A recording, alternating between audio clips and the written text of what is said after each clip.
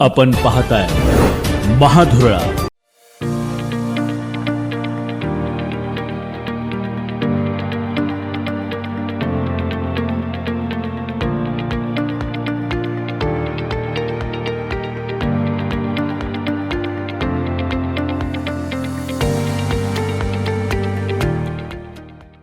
नमस्कार. महाधुरळा यूट्यूब चॅनलमध्ये मी गुरु बाळमळे आपल्या सर्वांचं मनापासून स्वागत करतोय. कोल्हापूर महापालिकेची रणधुमाळी सुरू झाली आहे. अनेक इच्छुकांनी आता प्रचाराचा नारळ फोडलेला आहे. घरोघरी भेटीगाठी सुरू झालेल्या आहेत. 2-3 दिवसात उमेदवार निश्चित होईल, त्यानंतर याला गती येईल. याच पार्श्वभूमीवर आपण पाहणार आहोत कोल्हापूर शहरातील काही उमेदवारांचा परिचय. आज आपण बघणार आहोत प्रभाग क्रमांक 19 मधील दुर्वास बापू कदम, जे काँग्रेसच्या वतीनं लढणार आहेत. गेले 32 वर्षे समाजकारण आणि राजकारणात आहेत. काँग्रेसची एकनिष्ठ आहेत. काम करणारा कार्यकर्ता म्हणून त्यांची ओळख आहे. त्यांच्या पत्नी वृषाली कदम ह्या 2015 साली निवडून आल्या. महिला व बाल कल्याण समितीच्या सभापती झाल्या आणि 5 वर्षात त्यांनी या प्रभागात अतिशय चांगलं काम करून दाखवलं. तब्बल 8 कोटी रुपये निधी खेचून आणला. प्रभागात कामांचा डोंगर रचला आणि याच कामाच्या जोरावर पुन्हा एकदा आता दुर्वास बापू कदम प्रभाग क्रमांक 19 मधून मैदानात उतरणार आहेत. 5 वर्षाच्या नगरसेवक पदाच्या काळात त्यांनी अतिशय चांगलं काम केलं. सगळ्यात महत्त्वाचं काम म्हाडामध्ये जे अनेक वर्षे थांबले होते ते ड्रेनेजचं काम त्यांनी करून दिलेलं आहे. प्रभागात अनेक विकास कामं त्यांनी केलेली आहेत. म्हणजे रस्ते, गटर्स या पलीकडे जाऊन अनेक ठिकाणी विरंगुळा केंद्र त्यांनी बांधलेले आहेत.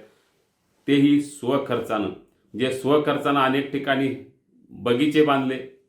उद्यानांसंदर्भात काही नारळाची किंवा अन्य काही झाडं बाहेरून आणून त्या भागात लावले आहेत. यशवंत कॉलनी असू दे, शाहू कॉलनी असू दे किंवा अनेक ठिकाणी आहेत की तिथं महिलांसाठी विरंगुळा केंद्र त्यांनी केलेलं आहे.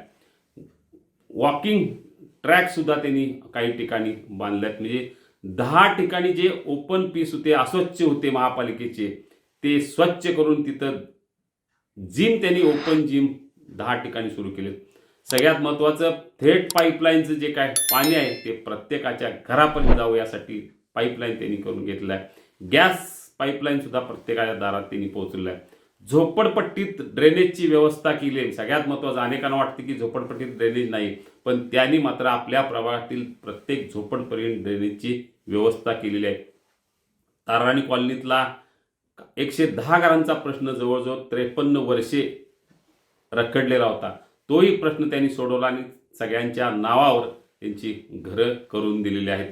म्हणजे काम करणारा, प्रभागासाठी झटणारा, 24 तास उपलब्ध असणारा, मत्तीची भावना असणारा आणि प्रत्येकाच्या मत्तीला धावून जाणारा कार्यकर्ता म्हणून दुर्वास बापू कदम यांची ओळख निश्चितपणे आहे. म्हाडा कॉलनीत अतिशय धोकादायक विद्युत वाहिनी होत्या, ते अंडरग्राऊंड त्यांनी केलेलं आहे.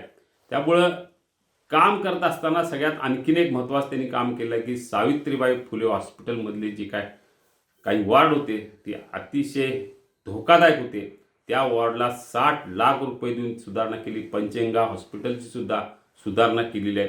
कोरोना आणि महापुराच्या काळात सगळ्यांच्या मदतीला ते धावून गेले. म्हणजे कोरोना काळात औषध देणे, स्वखर्चातून अनेकांना त्यांनी धान्य वाटप सुद्धा केलेलं आहे. जवळजवळ 15 लाख रुपये त्यासाठी खर्च केले आहेत.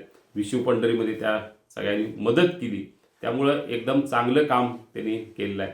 गेल्या 30-32 वर्षापासून एक कार्यकर्ता म्हणून लोकांचे प्रश्न सोडवण्याचं काम ते करत आहेत. सरकारी कार्यालय असू दे किंवा अन्य कुठली, जिथं एखाद्याचं काम आडेल तिथं बापू हजर असतात. रक्तदान शिबिर असू दे किंवा अन्य आरोग्य शिबिर असू दे, या माध्यमातूनही त्यांचं काम सुरू आहे. शनिदानचा अतिशय चांगला उपक्रम त्यांनी राबवलेला आहे. RPI मध्ये त्यांनी अध्यक्ष म्हणून काम केलं. नंतर काँग्रेसमध्ये प्रवेश केला. काँग्रेसच्या प्रत्येक उपक्रम, कार्यक्रम, आंदोलनात बापू पुढे असतात, कारण ते अनुसूचित जाती विभागाचे प्रमुख आहेत. 2014 साली त्यांनी विधानसभा निवडणूक सुद्धा लढवली. त्यानंतर त्यांनी काँग्रेसमध्ये प्रवेश केला. अन्यायाला आणि अत्याचाराला वाचा फोडण्यात बापू नेहमीच पुढे असतात, कारण ते प्राध्यापक विष्णुपंत इंगवले यांचे शिष्य आहेत. त्यांच्या नेतृत्वाखाली ते घडलेले आहेत. अनेक शाळांना त्यांनी मदत केली आहे. म्हणजे 22 शाळांना त्यांनी शुद्ध पाणी दिलं, हे सगळ्यात महत्त्वाचं. काही ठिकाणी ई टॉयलेट प्रणाली सुरुवात केली. त्याची सुरुवात कोल्हापुरात पहिल्यांदा झाली. एकूणच बापूंनी प्रचाराला आता वेग घेतलेला आहे, कारण त्यांनी काम केलेलं आहे. वृषाली कदम यांनी सुद्धा अतिशय चांगलं 5 वर्षात काम केलं आणि त्याच कामाच्या जोरावर बापू आता या मैदानात उतरणार आहेत. राजकारणातून सुरुवात केल्यानंतर अनेक संस्थांमध्ये, संघटनेमध्ये त्यांनी काम केलं. राजकारण आणि समाजकारण हे दोन्ही हातात हात घालून काम करत असताना सुद्धा त्यांनी समाजकारणाला अतिशय महत्त्व दिलं. कारण कोरोना असू दे, महापूर असू दे किंवा अन्य कोणतीही नैसर्गिक कृत्रिम अडचणी, त्या काळात बापू नेहमीच सगळ्या प्रभागातील जनतेच्या प्रश्न सोडवण्यासाठी धावून गेले. म्हणूनच आज या प्रभागात त्यांची ओळख एक चांगला कार्यकर्ता म्हणून आहे आणि याच जोरावर बापू आता पुन्हा एकदा प्रभाग क्रमांक 19 मध्ये काँग्रेसच्या वतीनं मैदानात उतरणार आहेत. आपल्याला अजून अशा काही उमेदवारांचा परिचय हवा असेल तर आत्ता सबस्क्राईब करा महाधुरळा यूट्यूब चॅनल. धन्यवाद.